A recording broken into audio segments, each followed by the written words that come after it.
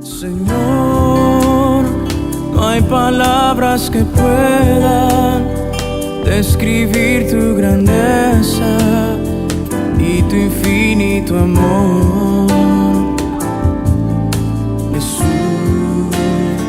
sé mi luz y mi guía, y sé el aire que respiro. Bendiciones, hermanos, muy buenos días a cada uno. El día de hoy, viernes 26 de julio, continuamos con nuestro devocional de tiempo con Dios. Tenemos una meditación en el libro de Segunda de Reyes, capítulo 16, los versos del 1 al 9, que lleva por título Por confiar en pueblos paganos. Vamos a orar para comenzar. Bendito Dios Todopoderoso, te damos gracias, Señor, por este tiempo que nos permite, Señor, tener para poder escuchar tu palabra, para poder recibir, Señor, con atención tus instrucciones. Tú tienes algo especial que decirnos, abre nuestros oídos espirituales. Guíanos por medio de tu Espíritu Santo para conocer tu verdad, Señor, y que esta transforme nuestra vida. Te damos gracias en el nombre de Jesús. Amén y amén. Muy bien, vamos a comenzar leyendo desde el verso 1 en adelante. Dice así: en el año 17 de Peca, hijo de Remalías, comenzó a reinar Acaz, hijo de Jotam, rey de Judá. ¿Okay? En el año 17, o durante el 17º año de Peca, era el rey de Israel. Paralelamente, dice, comienza a reinar Acaz, quien es hijo de Jotam, rey en Judá, ¿no? Entonces, ya el día de ayer hemos visto un poco acerca de quién es Jotam, pero este es su hijo, este es Acaz, que comienza a reinar en Judá. Y vamos a ver qué es lo que nos dice la palabra acerca del verso 2. Cuando comenzó a reinar Acaz, tenía 20 años, ¿no? Era muy joven, 20 años, y reinó en Jerusalén, donde estaba el reino de Judá, 16 años. ¿Y qué nos dice acerca de este personaje? La palabra de Dios dice, pero no hizo lo recto ante los ojos de Jehová, su Dios, como su padre David.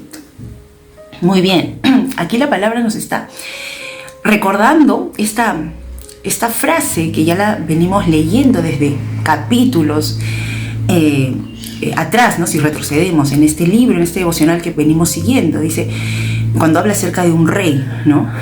No hizo lo recto ante los ojos de Jehová, ¿no? Son muchos los reyes que hemos visto a lo largo de la historia, tanto para Israel como para Judá. Muchos de ellos, o de muchos de ellos se dice efectivamente que no hicieron lo recto delante de Dios, pero también se habla que algunos sí, algunos hicieron lo recto. Sin embargo, habían cosas que observaba Dios que ellos no habían hecho. Hubieron algunos que comenzaron bien y terminaron mal, y hubieron algunos que definitivamente desde que comenzaron le dieron la espalda al Señor, ¿no? Y no quisieron hacer lo correcto. Acaz venía de ser hijo de Jotam. Jotam había sido rey de Judá, también 16 años fue rey de Judá, y él había hecho lo correcto, o lo recto delante de los ojos de Dios, lo vimos ayer, pero los lugares altos donde el pueblo iba siempre a adorar a esos dioses paganos, a ofrecer sacrificios y una serie de cosas, él no lo había quitado, ¿no? El pueblo seguía haciendo eso, seguía en esa práctica pecaminosa. Jotam venía de ser hijo de Amasías o Usías, que también, ¿no? Había hecho algunas cosas correctas delante de Dios, ¿no? Y había reinado 52 años, bastante tiempo. Sin embargo, habían cosas que Dios también le había observado. Incluso viene una lepra, ¿no? A su vida, ¿no? Y así, pero si lo observamos y vamos retrocediendo, en realidad Acaz es como dice aquí la palabra de Dios, ¿no? Viene de la genealogía de David, dice, como su padre David, dice el verso 2. Él no había hecho lo recto ante los ojos de Jehová, su Dios, incluso menciona ahí su Dios, como su padre David, ¿no? David, sabemos que como rey había tenido también un momento donde él había pecado, pero él se arrepintió, y en líneas generales, por así decirlo, había sido un adorador a Dios, ¿verdad? Un adorador. Y luego de él le sucede Salomón, vemos que luego le sucede Roboam, y así. Y en su generación, ¿no? Después de varios, viene Acaz. Sin embargo, qué triste, ¿no? Y yo pienso que triste sería si es que David estuviera, o se le preguntara a David, mira, como alguien de tu generación viene a participar de esto, de no hacer lo recto ante los ojos de Dios, de rechazar, ¿no? El hecho de no hacer lo recto ante los ojos de Dios es prácticamente un rechazo al reconocimiento de Jehová como Dios, ¿verdad? Porque vamos a ver qué es lo que él hace. En el versículo 3 dice, sino que anduvo en el camino de los reyes de Israel, ¿no? Que ya sabemos que ellos venían de estar en pecado, en conductas de idolatría. Dice, y aún hizo pasar por fuego a su hijo, según las prácticas abominables de las naciones que Jehová echó de delante de los hijos de Israel, ¿no? Acaz había ofrecido a su hijo como un sacrificio, lo hizo pasar por fuego, ¿no?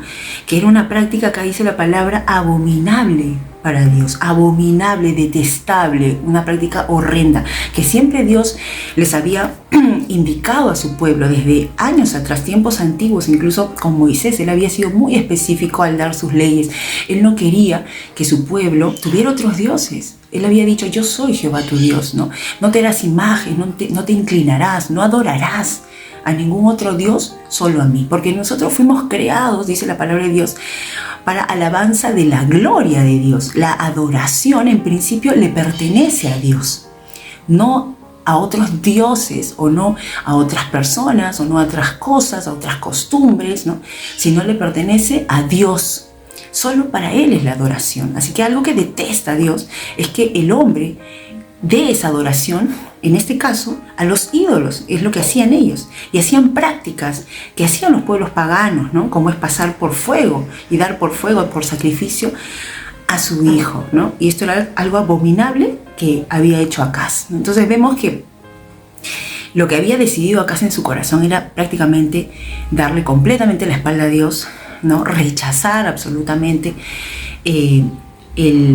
la adoración, el reconocimiento a Jehová como Dios, aún siendo él conocedor de que venía él del linaje, venía de ser parte de esa generación de David, ¿no? Y se sabía que David había sido un adorador y que muchos reyes que venían del linaje de David, que si bien algunos habían hecho lo incorrecto, otros sí habían reconocido a Dios como ese Dios, porque sabían, porque podían mirar atrás y saber y reconocer, ¿no? Que Jehová era Dios, ¿no? Entonces, pero el rechazo era simplemente orgullo, era soberbia, era rebelión, rebeldía, ¿no? Entonces, y idolatría también, ¿no? Entonces, esto es lo que estaba sucediendo con este rey Acaz, ¿no?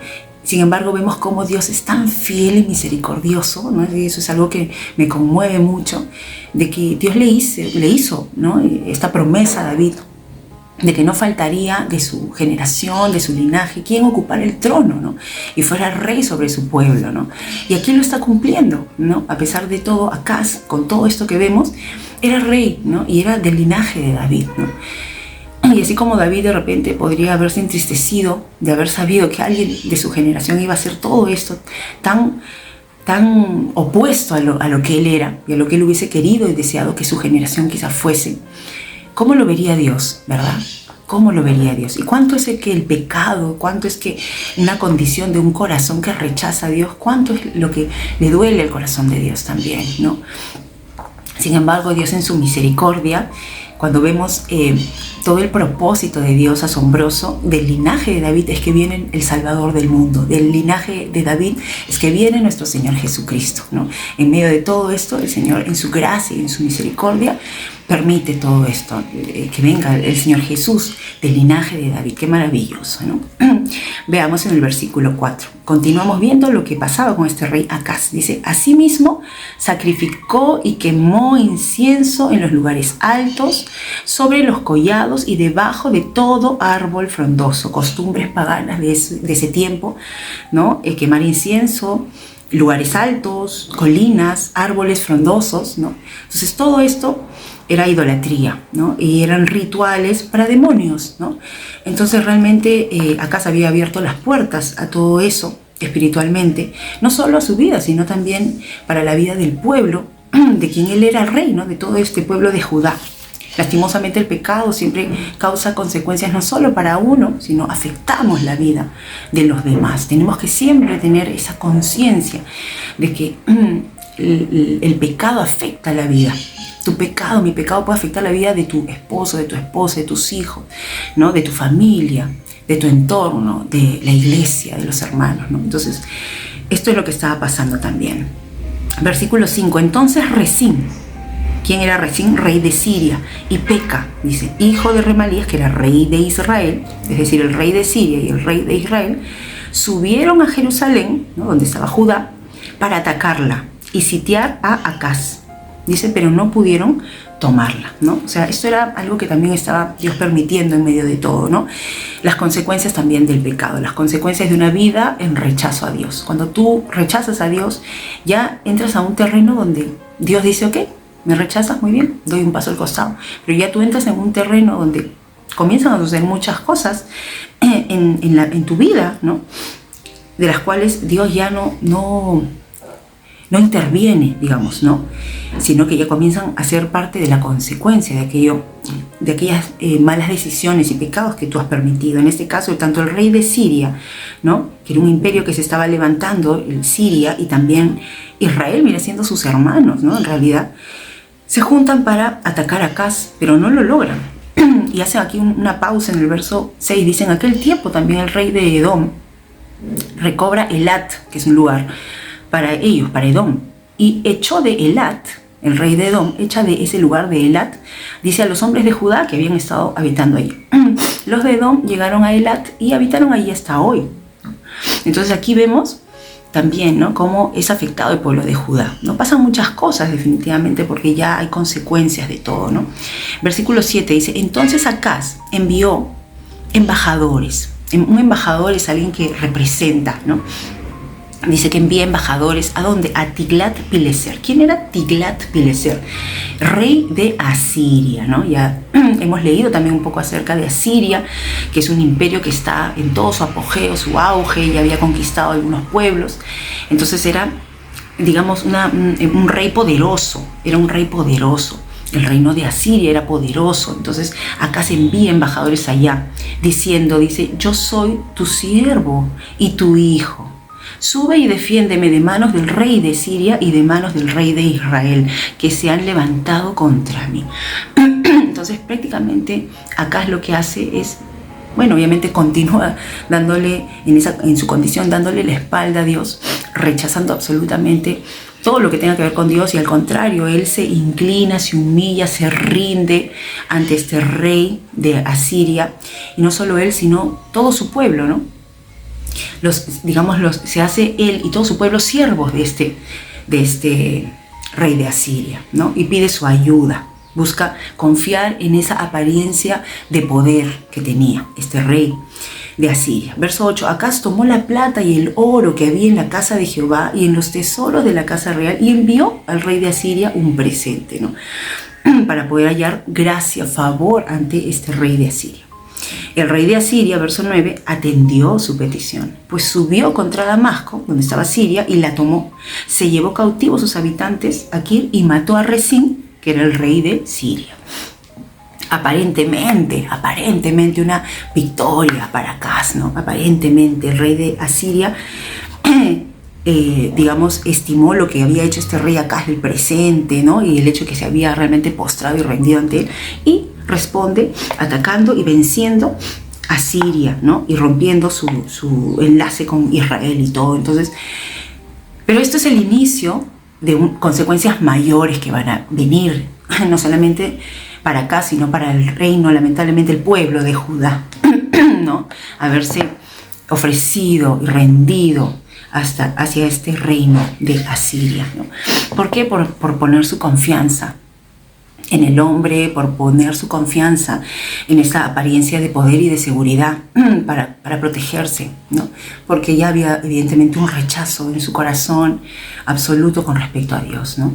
La palabra de Dios nos recuerda de que nosotros debemos confiar en Dios, de que no debemos poner nuestra confianza ni en los hombres, ni en ninguna cosa o lugar o situación que quieran ocupar el lugar de Dios en nuestras vidas, que nosotros de repente sintamos que allí vamos a encontrar cierta seguridad, ¿verdad?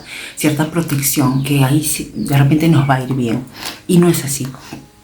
lamentablemente el ejemplo que da este rey acá es terrible, ¿no? Es triste siendo parte del linaje de David, ¿no? Es triste realmente ver su conducta, su actitud en su corazón. Y es lo que Dios no quiere, y más cuando somos hijos de Dios, ¿no?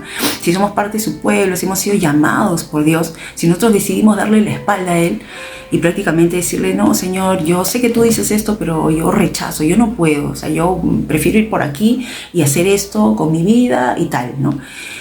Eso es un rechazo, ¿no? Un rechazo a lo que Dios quiere para nuestra vida, que es lo mejor, ¿no? Es buscar poner nuestra atención, incluso adoración a otras personas, cosas, ¿no? Con la finalidad de creer que a través de eso nosotros vamos a ser felices, nos va a ir bien en la vida, y no es así. La palabra de Dios más bien nos dice que los que confían en Jehová, los que confiamos en Dios, somos como el monte de Sión, dice, ¿no? Que no se mueve, sino que permanece para siempre, ¿no? Evidentemente hay luchas, hay situaciones que se levantan muchas veces, pero si nosotros confiamos en Dios, nosotros podemos tener la seguridad de que vamos a tener una vida, como dice la palabra de Dios, ¿no? De triunfo en triunfo, de victoria en victoria, de gloria en gloria, vamos a ir, ¿no? Que vamos a realmente recibir recompensas, no solo aquí en la tierra, sino que vamos a también recibir recompensas eternas, ¿no? Porque Dios no es deudor de nadie, ¿no? Si tú le obedeces, si tú le entregas tu vida, siempre el Señor te reconoce, te bendice, te acompaña, te guía, te ayuda, te fortalece. Pero si tú decides caminar dándole la espalda a Dios, entras a un terreno donde nunca vas a tener realmente victoria, donde nunca realmente vas a tener paz, donde nunca realmente vas a tener victoria, nunca. Y al contrario, solamente el final es un final de perdición, una eternidad sin Dios. Sin embargo, Dios te ofrece hoy que tú camines con Él, ¿no? Que tú realmente le entregues tu vida, ¿no? Y Dios quiere que nosotros le demos el 100% de nuestra vida, el 100% de nuestra obediencia, no solo una cantidad, ¿no? No solo que le digamos, bueno, Señor, te estoy obedeciendo en esto, quizás en esto todavía, ¿no? Ya vemos que muchos reyes hicieron lo recto, pero habían cosas que dejaban, ¿no? Que permitían, pecado que estaba ahí, que se metía, ¿no? Y que eso, lamentablemente, todo Dios observa. Todo, y ese pecado siempre trae consecuencias, y no es para ti, incluso para tu generación. Si tienes hijos, si tienes nietos, eso va a traer consecuencias, pero nosotros podemos hacer que eso sea roto en el nombre de Jesús, ¿no? Si es que nosotros le decimos, Señor, toma, te entrego toda mi vida, el 100%, cada área te la entrego a ti, ya no quiero vivir para mí, quiero vivir para ti, que se haga tu voluntad. El Señor viene y el Señor obra para el bien tuyo, para el bien de tu familia, para el bien de tus generaciones, ¿no? Porque solamente el único lugar seguro es en Él, solamente en Él. Si nosotros confiamos en Él y le rendimos todo como Él se merece, así como Él se dio todo por ti, por mí, Él ahora quiere que nosotros nos demos todo a Él. Y es lo que nosotros debemos darle. Vamos a orar. Te damos gracias, Señor, por tu palabra que nos recuerda, aun cuando fue escrita hace muchos años, Señor, y habla de tiempos antiguos, cómo, Señor, realmente tú quieres, Señor, que nosotros te demos el 100% de nuestra adoración, de nuestra vida, de nuestra obediencia, Señor. Te pedimos que tú nos ayudes, que nos lleves a examinar nuestro corazón, a ver en qué áreas, en qué aspectos, Señor, tú no estás siendo realmente el Señor de nuestra vida, el Señor de todo lo que somos. Te pedimos que podamos ponernos a cuentas contigo, porque queremos caminar de tu mano, obedeciéndote, Señor, y siendo, Señor, aquellos que realmente somos bendecidos, somos prosperados, tenemos una vida abundante, una vida que siempre está siendo guiada y bendecida por ti. Te damos las gracias en el nombre de Jesús. Amén y amén. Amén, amados hermanos, que Dios los bendiga y sigamos compartiendo esta palabra también a otros, que es de mucha bendición. Que Dios los bendiga y será hasta una próxima oportunidad. Amén.